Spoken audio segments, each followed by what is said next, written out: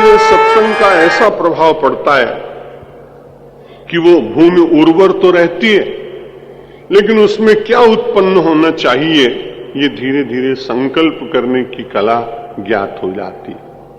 संकल्प और विकल्प मन के द्वारा होते हैं। आप सभी सत्संगी भाई इसको तो जानते हैं। संकल्प विकल्पनात्मकम मनः, संकल्प और विकल्प करने वाला मन है।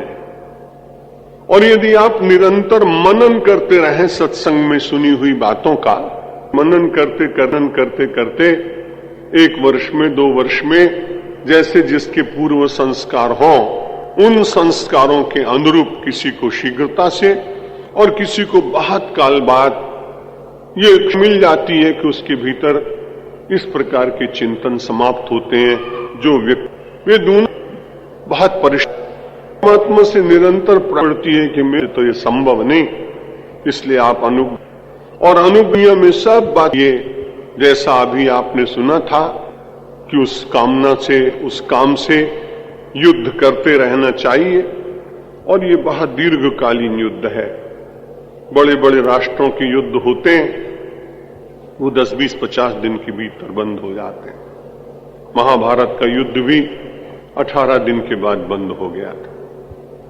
जहां जहां जिन देशों में होते हैं युद्ध, वहां 2, 4, 10 दिन के बाद तबाही होती है और कुछ लोगों को सद्बुद्धि मिलती है और वो काम धीरे धीरे लड़ाई का समाप्त हो जाता है। मनुष्य ही ऐसा विचित्र प्राणी है कि उसके युद्ध का अंत जल्दी जल्दी होता नहीं, और उसके भीतर के कौरव और पांडव उसके अपने हृदय और बुद्धि रूपी कुरुक्षेत्र में निरंतर सजग दिखाई पड़ते हैं।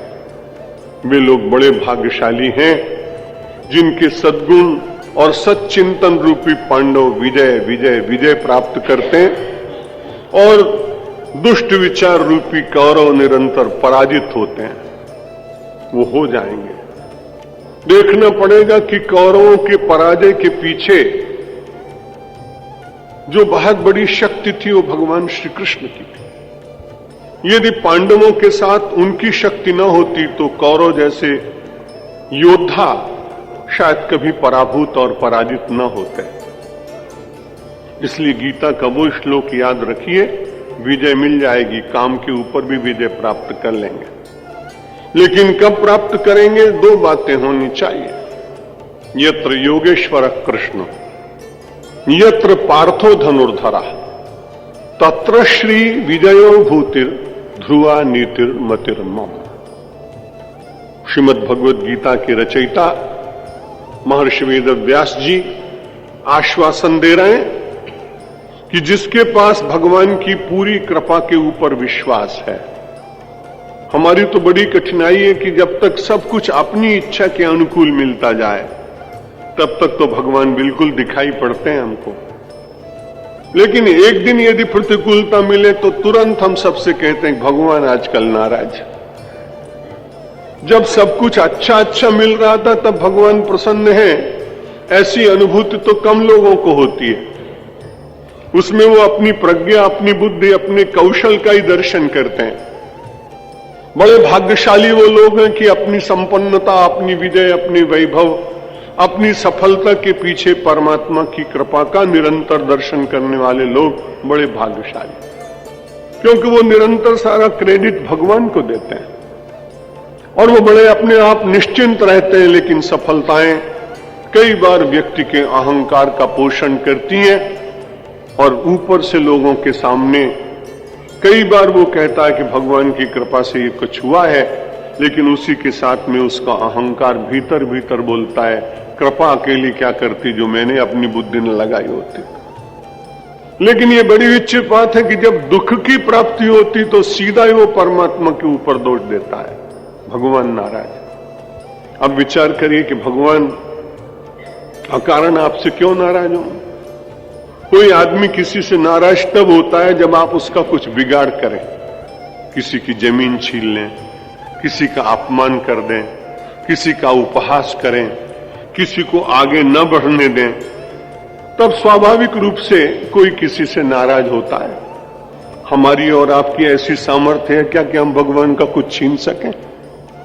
हमारी आपकी ऐसी सामर्थ्य है क्या कि हम भगवान का कुछ बिगाड़ सकें? हमारे आप में इतनी शक्ति है क्या कि हम भगवान का अपमान कर सकें? जब भगवान का ये कुछ बिगाड़ हम करते ही नहीं तो भगवान हमसे नाराज क्यों होगा? क्योंकि हमने कोई ऐसा काम किया ही नहीं कि भगवान नाराज हो। तब आदमी स्वाभाविक कहता है कि भगवान नाराज नहीं तो हमें दुख क्यों आया? तो अभी आप श्रवण कर रहे थे कि संसार में ये सारी वस्तुएं प्रारब्धवश प्राप्त होती। पूर्व जन्म में मालूम कितनी बड़ी यात्रा करके आए हैं, वो सारा हिसाब संसार का कोई कंप्यूटर रख नहीं सकता। तो परमात्मा की एक बड़ी विशेषता में ये भी अपनी दृष्टि से मानता हूं कि हर एक आदमी के 84 लाख योनियों का खाता रखना और फिर उसके हिसाब से उसका सब ठीक ठीक हिसाब किताब चुकाना। जो परमात्मा के यहां कितने बड़े कंप्यूटर होंगे, सुपर कंप्यूटर होंगे, कितने अच्छे वो अकाउंटेंट्स होंगे जिनमें जरा भी कोई गड़बड़ी नहीं होती है। वहां तो रत्ती रत्ती का हिसाब होता है, ऐसा संत महात्मा कहते हैं। तो हम सब लोगों को जो कुछ प्राप्त होता है वो प्रारब्धवश मिलता है। लेकिन फिर लोग कहते हैं जब प्रारब्धवश ही सब कुछ मिलना है तो प्रारब्ध का परिवर्तन कैसे होगा? गोस्वामी तुलसीदास जी महाराज कहते हैं कि प्रारब्ध में परिवर्तन होता है। मंत्र महामणि विषय व्याल के मेटत कठिन कुअंक भाल के।